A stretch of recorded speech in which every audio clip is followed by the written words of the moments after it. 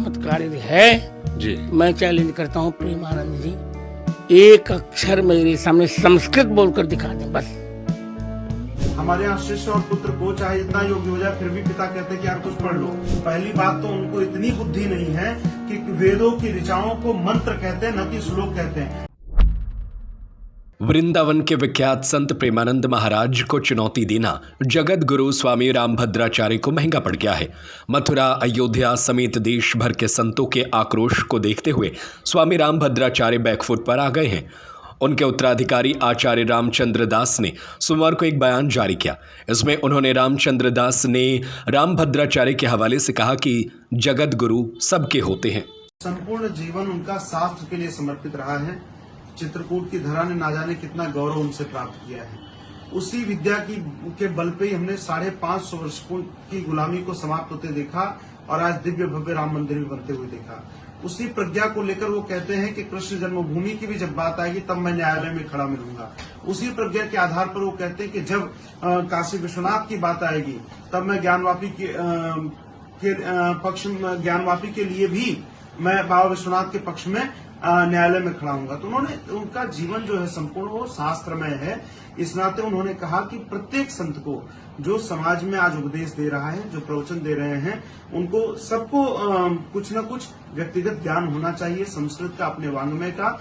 और प्रेमानंद महाराज की कहीं उन्होंने निंदा नहीं की। उन्होंने आगे ये भी कहा, उस इंटरव्यू को बहुत छांट करके लोग देख रहे हैं, जितना मतलब एक विवाद की दृष्टि से दो सनातन धर्म के प्रमुख संतों के बीच में लोग विवाद खड़ा कर रहे हैं। गुरुदेव ने वो ये भी कहा कि वो मेरे बालकवत हैं, मैं उनको बहुत स्नेह करता हूं और मेरा उनसे कोई विरोध नहीं है। गुरुदेव ने ये सारी बातें कही हैं। और जहां तक ये बीच में इस प्रकार का कार्य किया जा रहा है, तमाम लोग इसमें राजनीति कर रहे हैं, ये बहुत दुर्भाग्यपूर्ण है।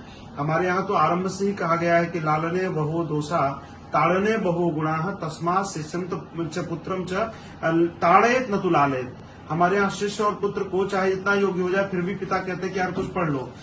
हमें भी गुरु जी सार्वजनिक मंचों से कहते हैं कि रामचंद्र दास 2 अक्षर पढ़ लो, नहीं तो आगे सनातन धर्म कभी क्षमा नहीं करेगा। हमारे गुरु भाई धीरेन्द्र शास्त्री जी को भी गुरु जी कहते हैं कि बेटा कुछ पढ़ लिख लो। गुरुदेव स्वयं कहते हैं कि मैं चमत्कार में कोई विश्वास नहीं रखता हूं। तो उन्होंने इसी आधार पर अपना कहा है और बाकी इसमें कहीं भी कोई प्रश्न चिन्ह नहीं है। प्रेमानंद महाराज जी भी वर्तमान के समय में बहुत अच्छा कार्य कर रहे हैं और पूज्यपाद जगतगुरु जी का तो संपूर्ण जीवन शास्त्र के लिए हो, चाहे संत परंपरा के लिए हो, चाहे समाज सेवा के लिए हो। आप देखिए कि इसी चित्रकूट में उन्होंने एक विश्वविद्यालय ऐसा बनाया जो दुनिया के दिव्यांगों को एक स्वावलंबी होने का मार्ग दिखा रहा है। इसी चित्रकूट में उन्होंने दिव्यांगों के लिए उच्चतर माध्यमिक विद्यालय बनाया। तो उनका संपूर्ण जीवन जो है सेवा के लिए ही समर्पित है। इस नाते मैं सबसे आग्रह करता हूं कि इसको विवाद का माध्यम न बनाएं। हमारे यहाँ सनातन धर्म में संवाद की परंपरा रही है, इसे एक प्रकार से संवाद की दृष्टि से ही देखें। अब उन्होंने जो चैलेंज किया मैं उस पर आपको बताता हूँ।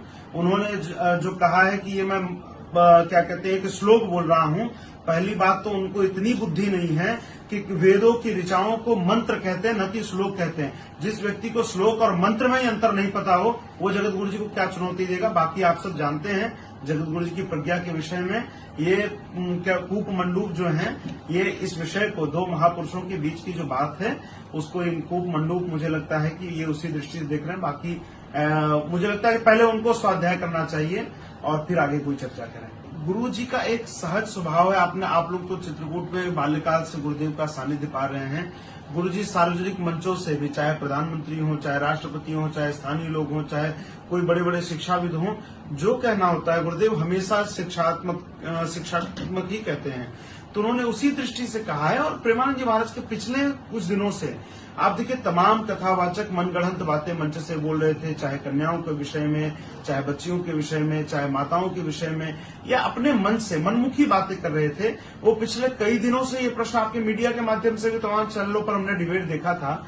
तो गुरुदेव के मन में इस बात की पीड़ा थी और गुरुदेव तो बस सहजता में उन्होंने कहा कि वर्तमान के संतों को स्वाध्याय करना चाहिए, ग्रंथों का आश्रय लेना चाहिए। जैसे तमाम जो परंपराएं चली हैं, कोई ग्रंथ के बाहर जाकर के, अपनी पुस्तक के बाहर जाकर नहीं बोलता है। हमारे यहाँ भी आप देखिए कि आज 5-5 वर्ष के बच्चे प्रवचन कर रहे हैं, जिनको कोई आत्मबोध नहीं है। जिसको स्वयं का आत्मबोध नहीं हो, दूसरों का क्या कल्याण करेगा। इस नाते पहले स्वाध्याय करें, और स्वाध्याय करने के बाद जब उनके अंदर स्वयं ज्ञान की अनुभूति हो, तब जाकर के वो समाज को नई प्रेरणा दे। गुरुदेव ने इस दृष्टि से कहा, चूंकि वो जगत गुरु हैं और समाज को उपदेश देना, समाज को निर्देशित करना, ये उनका कार्य है, और उन्होंने वही किया है। मैंने उनका देखिए बयान बहुत ध्यान से सुना नहीं था, मैंने तो चर्चाएं कहीं कहीं सुनी थी। मैं पहले एक बार उनका बयान सुनूंगा और फिर मैं अपनी बात आप सबके सामने रखूंगा। कोई भी विषय होता है तो उसका पूर्व पक्ष और पर पक्ष दोनों को समझना चाहिए कि उसके पहले किस संदर्भ में बात चल रही थी और बाद में क्या संदर्भ था। यदि हम ये कहें कि कौआ कान ले गया और कान को देखा नहीं, कौआ को गोली मारने चले, तो ये मुझे लगता है कि पूरी तरह से गलत है। और वर्तमान में सनातन संगठित हो रहा है, हिंदू संगठित हो रहा है। ऐसे समय में तमाम ताकतें हैं जो चाहती हैं वो अब फेसबुक पर गलत नामों से आइडिया बना करके, मुझे लगता है कि एक सोशल मीडिया का भी एक जिहाद है कि लोग अलग अलग आईडी बना करके उस पर तमाम तरीके की बातें लिख रहे हैं। मुझे लगता है कि ये सारा विषय पटाक्षेप हो जाएगा, कहीं इसमें कोई घबराने की आवश्यकता नहीं है।